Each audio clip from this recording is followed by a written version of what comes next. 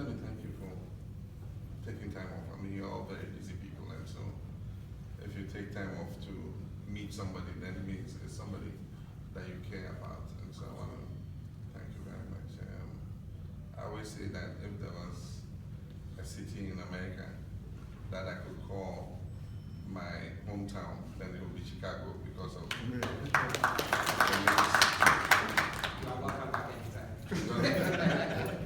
links. The links I have with Chicago, it's the city I've stayed in the longest for certain reasons that most people know. My sisters and my stepmother have lived here for a very long time. And Nana, my brother, came to me and I was coming to this meeting, so he accompanied me. My wife came here on a visit and she developed some complications of pregnancy and she was advised not to travel back. And so I had to come with all the boys to come and sit in the Northwestern Hospital and deliver our fourth son, who is a Chicagoan. He was born and named here, and several of the people who came and did the naming ceremony and things are long-time residents of this city. And so it was named after J.C. Jackson, the prominent, citizen of Chicago. I had a dinner with him 3 days ago.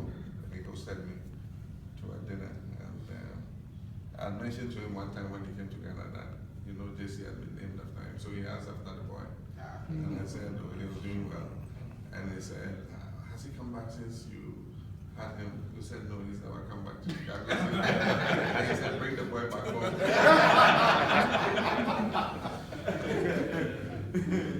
So I want to thank all of you. During that period when we stayed here, Charles, that's when I struck an acquaintance with Charles, and Charles was quite close to me. He took me around. Mr. Pansa, was one of them. And there's so many of them that I remember. All of them, when I was here. So, like I said, it's like coming back home. I feel comfortable being in Chicago. On this occasion, I came on a lecture tour. It's occasioned by the fact that when you leave office as president, people want to share the experiences that you had while in office. So I'm receiving a lot of invitations, from global, continental, sub-regional, institutions and things. I was in the University of Johannesburg, and I gave a lecture there. I was invited to Kenya, to an event they call Mind Speak. And so there are a lot of these events coming up. The US, I was in Washington for the Global Food Security Summit, and I spoke because they wanted to see the perspectives of African leadership on the issue of food security.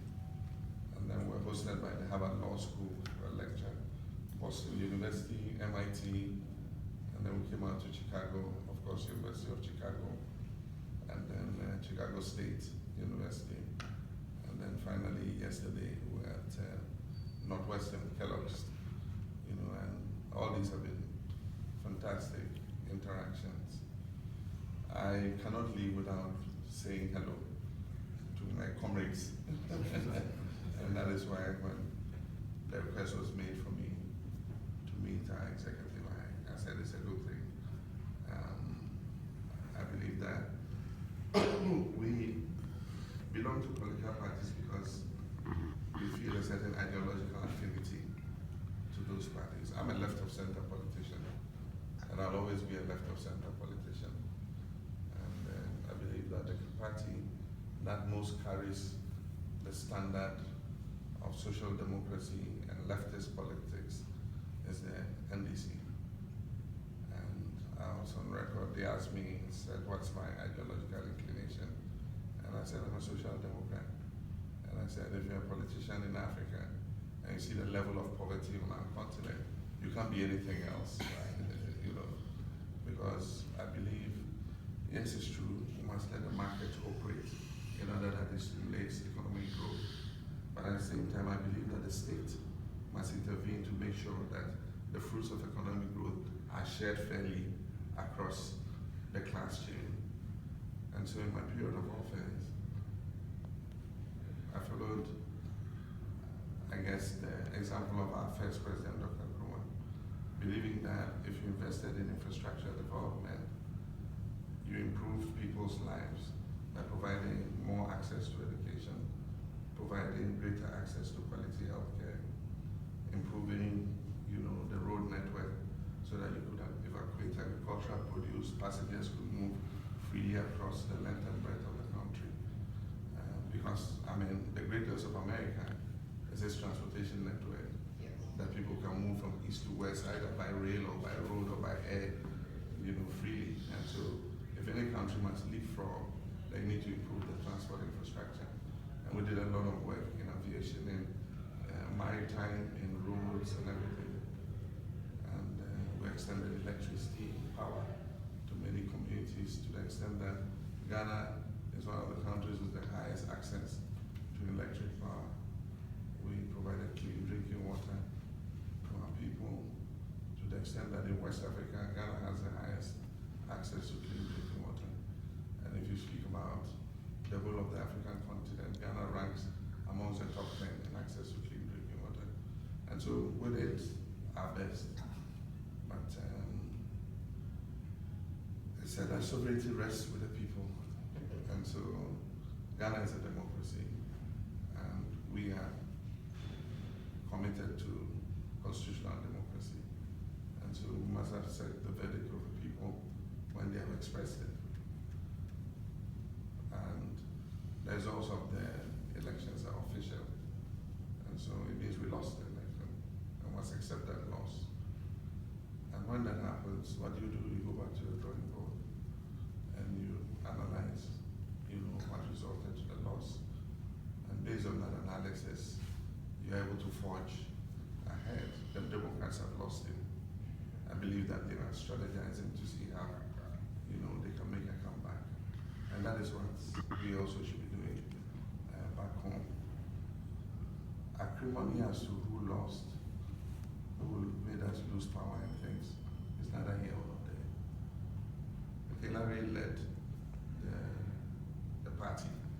I don't see anybody insulting her for the loss of the Democratic Party. It won't take you anywhere. Or Podesta lost us the election, or Soso lost us the election. We all lost the election.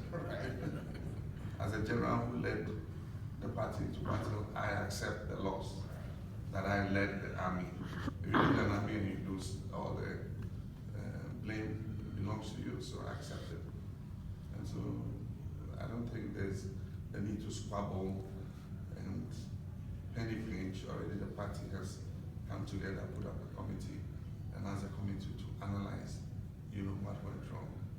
And like I said, what went wrong was multifaceted. It doesn't take one person to win a battle. It takes an army well-drilled, disciplined to win a battle. And everybody had a role to play. And if we had all played that role, maybe the results would have been different. And so, yes, I accept ultimate responsibility. But we must go beyond me and also look and see what we didn't do right so that we can correct it before we go into the next battle. I've been asked, would you lead the party again? Would you stand in 2020? I said the question is premature. It's putting the cart before the horse. When you have a horse, you hitch the cart behind the horse and it pulls the cart. But you're talking about the cart before the horse. It doesn't make sense. And I give the analogy, I said, if you ride a horse in a horse race and you lose because the horse was lame in one leg, at the end of the race, you go to the veterinary and do the x-rays and things, find out what is wrong with the horse leg, you cure it, and then when the horse is fit, you have done everything to make the horse ready for the next race. Then you look for who will ride it again. But the horse is limping, and you're saying, who will be the next jockey? Cure the lameness first. And when you cure the lameness and the horse is fit, then you can decide who the next jockey will be. And I've said that times threw up their leaders. I was thrown up at a certain time. Professor Mills discovered me and said, you must be my running mate. And so I joined him. We won. I served him, to the best of my ability. Unfortunately, he passed away. I was sworn in as president. We had a short time to elections. It was too late for us to hold Congress and compete again and decide who. So the party said, you go stand for us. We went into the election, we won. And our record in governance is nothing we should be ashamed of. We did very well in government.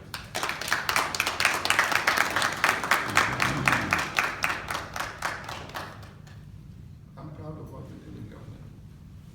We moved Ghana to the next level in terms of infrastructure. And, but there's more to life than infrastructure. And so maybe our people were looking at something else, livelihoods and other things, but there are some things that take time to do. You can't do it in a 1-year term, in a one-term government. In every country, the issue of jobs is critical. I cannot use 4 years to create jobs for everybody. You need to lay the foundation. And that's why we thought that using infrastructure to create jobs in public works, stimulate the economy, let's increase economic growth rates, will create more sustainable jobs in the economy. Unfortunately, we started in the first term and we didn't get a second term to build on the foundation that we have laid. And so we can only accept the verdict that was given. So that is the situation at home. Unfortunately, our people are making NDC the issue. But today NDC is not the issue. NDC is out of government. NDC is not collecting the taxes of the people of Ghana. The person who should be holding accountable is the new government that is in power. But today the whole media is going to NDC and asking accountability in NDC. NDC no longer collects taxes. Right. And so if you're asking about accountability is to the one who's collecting the taxes and the promises that you made to the people. What is the current situation? Are you working to fulfill, those promises? Today in America, it's about Trump. Yes. And what he said he would do. Right. It's not about the Democratic Party. Right. And what Obama did, or what happened in the Democratic Party. How did they lose the election? Who caused the loss of the Democratic Party? That's not a discussion in America today. The discussion is about Trump and the promises he made and how he's delivering. But in Ghana, the discussion is about NDC and how they lost the election. It just sits the whole thing on its head. And unfortunately, I don't know, for our people, as soon as they put the mic in front of somebody's face, he's ranting and raving about his beef about somebody. And in every party, there are differences. People have their issues with one or the other. You understand? But the point is, once you're in a party, you look at the larger interest, not your dislike of this person. Maybe you didn't love me, you only worked for me. You don't need to say it. It's your internal matter. And unfortunately, that's what's happening. I don't have a problem. For me, I have said that let's concentrate on making sure that the party is able to stand on its feet again and is in a position to give a credible opposition, serve as a credible opposition to the NPP, and that is in a position to fight the next election. The times will throw up the leader. Whoever the leader is, I'm prepared to support that person because I'm a committed member of the NDC party.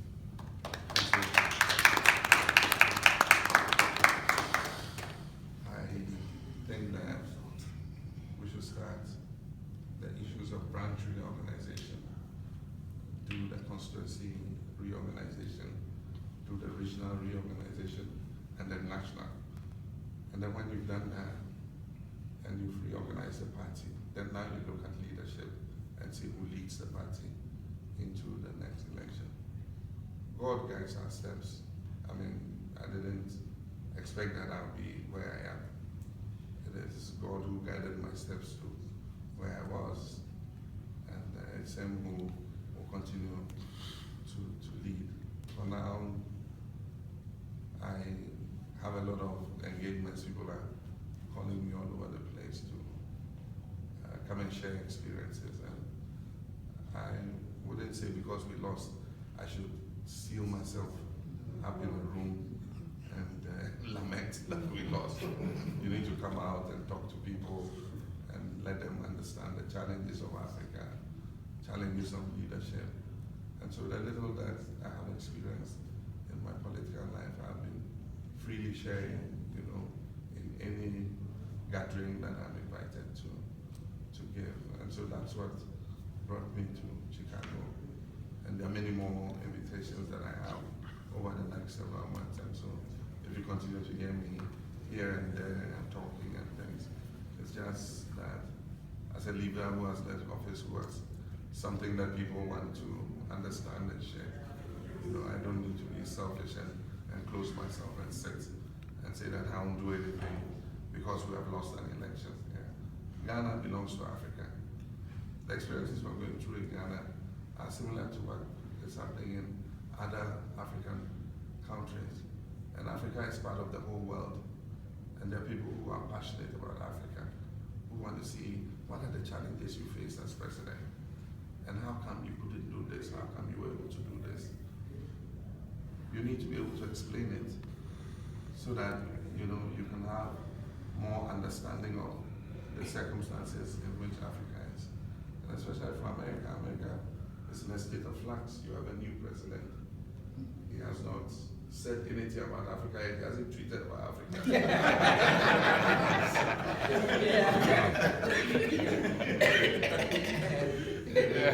David Axelrod asked me, he said, so what do you think Trump's, policy towards Africa would be? And I said, David, you should be telling me. And I said, anyway, we're lucky. He hasn't tweeted about us. So we have time to influence this president of Africa. So I said, all of us have to work so that by the time he tweets about Africa, it will be a positive tweet. And so we're talking to all people, Republicans, Democrats, everybody, so that they realize that, Africa is an important part of the international community. And we're talking to academics, researchers, everybody, so that they have a positive, feeling towards not only Africa, but also particularly Ghana. So let me thank you very much for, this gathering. I don't want to go into too much detail about, things that I have done. I'm sure I've been away. I'm sure you even know more about what's happening. Because of social media, you know more about what's happening back at home than I do. So I think things are fine. The new government is taking over. And I do believe that it's a learning experience for every country. We have a growing economy. I believe that since we adopted constitutional democracy in 1992, Ghana has been taking positive steps. We all believe that we should grow faster than we're growing, and so we need to do the things that will make us accelerate that growth. One of the constraints in the campaign was that I knew what the state of the economy was, and I couldn't promise more than I knew the economy could take. But when you're out of government, you probably have a much fancier idea about what the economy can do, and so you're able to promise more things than the incumbent can. And so we all hope that with the new government, they'll be able to fulfill the promises that they made to the Ghanaian people. I had the responsibility of ensuring a smooth transition of power, which I did, and I was very genuine in my briefings to the new president, and it's my hope that he'll take control and take charge of what's going on, especially on the security front. I do believe that we need to be careful in respect of security. You can't have alternative security outside the recognized security establishment. If you don't bring it under control quickly, it can develop, tendencies that would destabilize, the country. And so, if I have the opportunity, and I think the president has given the opportunity, we are supposed to. I have heard that he wants to meet us on the 18th, former president, myself, President Buford, and President Rawlings. And so when I meet him, I'll have the opportunity to candidly tell him, what I think my concerns are. So we have only one country, Ghana, whether it's MPP or NDC, all of us have to contribute to make sure that our country is successful, because after everything you're doing here, eventually you want to go back home and settle, and you want to go back home and settle in a country that is stable and peaceful and is prosperous. Ghana has a lot of opportunities. I think that if we continue, as we're going, and we do the right things. I mean, if you look at the African countries, Ghana is seen as one of the countries that can emerge. Right. If we do the things that we're doing right. And so we all continue to pitch in and make sure that the country stays on the right track. So thank you very much.